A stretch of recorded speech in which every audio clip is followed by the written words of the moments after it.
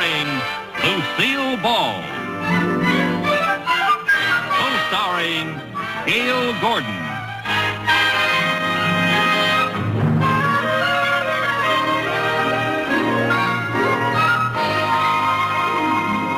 Brought to you by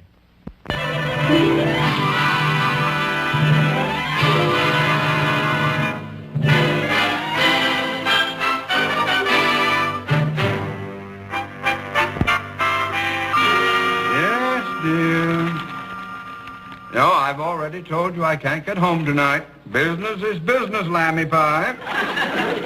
No, I can't possibly postpone that appointment. I got 'em. Here are your tickets for the ball game tonight. Tickets? Who said anything about a ball game? Why, that's the most insulting thing that anyone has ever called me. Oh, is that Mrs. Mooney? Tell her I said hello. All right. If you can't believe your own husband, I have no alternative but to hang up on you, Irma. Irma?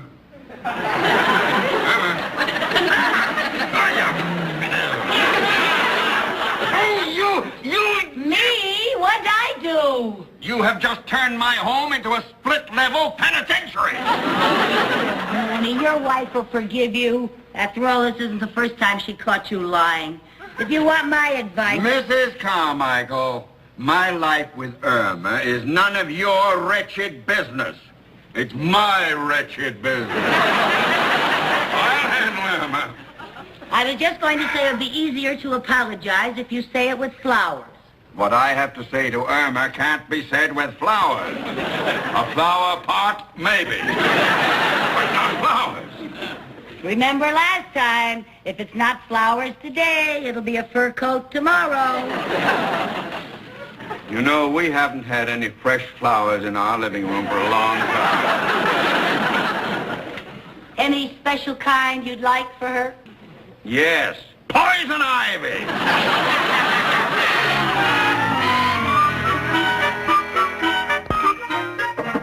Come in. Hi.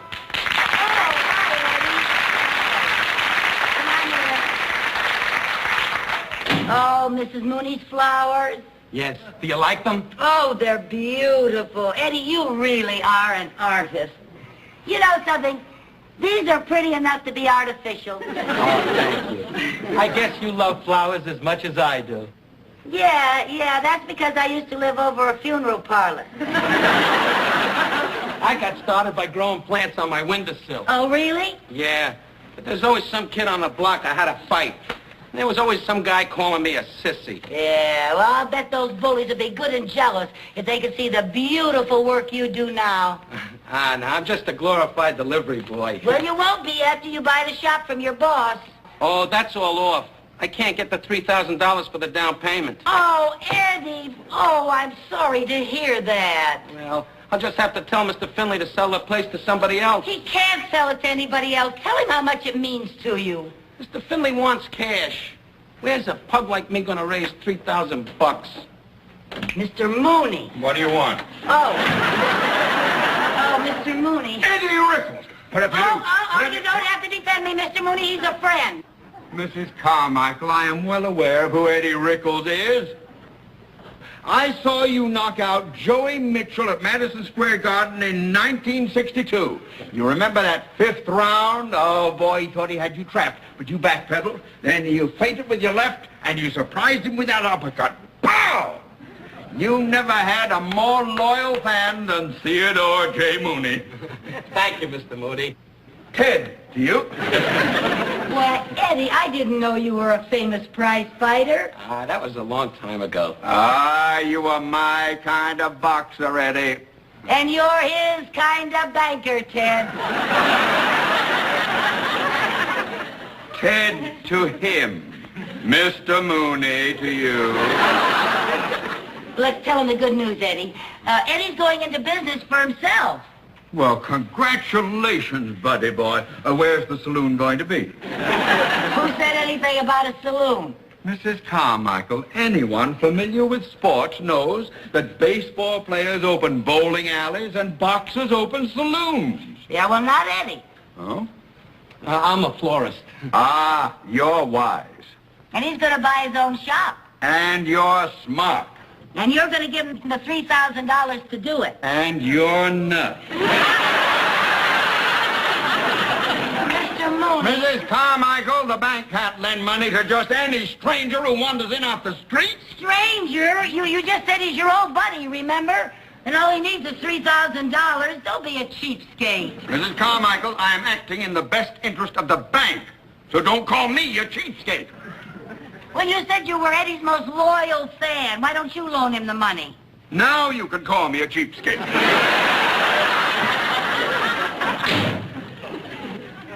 Oh, don't feel bad, Eddie. Mr. Mooney will only loan money to people who don't need the loan. That's all right. I guess I was too crazy to even think I could own my own shop. Oh, now, Eddie, don't give up. Nothing is impossible. $3,000, that's impossible. Boy, just think of it. When I used to fight, I used to get that much for one bout. You got $3,000 for one fight? Wow. Eddie, do you really want that florist shop? Sure I do. Then you're going to fight again. Oh, no, I can't fight anymore, no. Why not? Well, the way Mr. Mooney raved about you, you must be terrific. Oh, I used to be, but I'm past my prime, and I haven't been in training for years. So you start training again. All you need is one fight, and you'll have your $3,000. Are you kidding? To get $3,000 in one fight, you gotta fight somebody with a big name. Like Sandy Koufax? Sandy Koufax isn't a boxer. No? I heard Mr. Mooney say that nobody can hit him. Well, all right, who is a big name?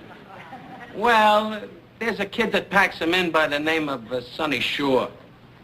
Well, then Sonny Shaw better watch out. For what? For us. For us? We are going to fight Sonny Shaw.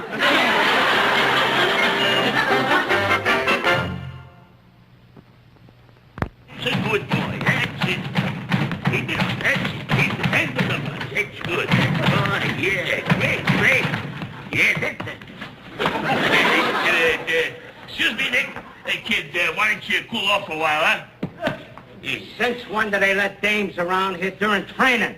Nick, that ain't no dame. That's Sonny's tomato. Oh, that's different. Come in.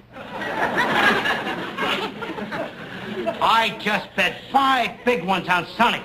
Don't worry, Nick. Your 5,000 clams is in the bank. To hear you talk, you think the kid with the Manasseh Mauler. Dude, well, he ain't exactly Jack Dempsey, but the kid got what it takes. Hey, he's got fast hands, good wind, and a lot of class. You better be right, Louis. Hey, Louie.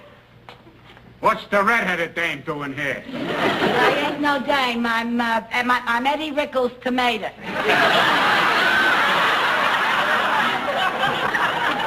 I come to talk to Sonny Shaw. Well, I'm Sonny Shaw's manager, lady. What do you want to talk to him about? Eddie Rickles is going to make a comeback, and it's got to be against Sonny Shaw. That's what I'm here to talk about. You mean you would put Eddie Rickles in the same ring with Sonny Shaw? Of course we'd want to guarantee 3 big ones. What? That comes to 3,000 oysters. Clams. Yeah, I know what it comes to. Now, look, lady, I couldn't do a thing like that to Eddie. Well, he's all washed up. Eddie is not washed up. He's still got quick hands and light fingers and real class and a lot of wind. Oh, yeah? Well, just leave me show you something. Hey, Sonny, come here a minute, will you? Now, I want you should show the lady what great shape you're in. Okay, lady, punch Sonny in the stomach. Are you kidding? I don't go around punching men in public. Go ahead, he can take it. Okay.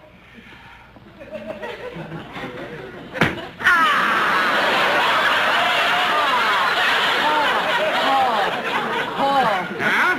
What'd I tell you, huh?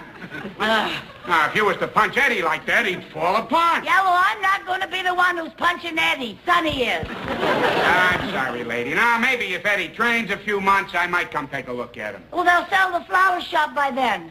What? I mean, training. If training is all you're worried about, Eddie's been training all along. I ain't noticed him around the gym. Oh, well, you see, he's been at a private training camp.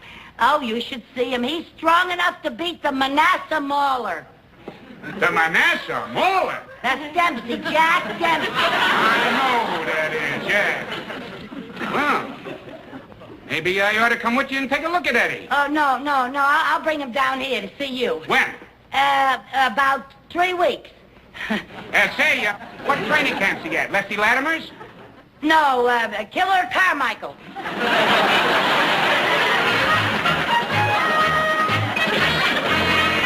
303.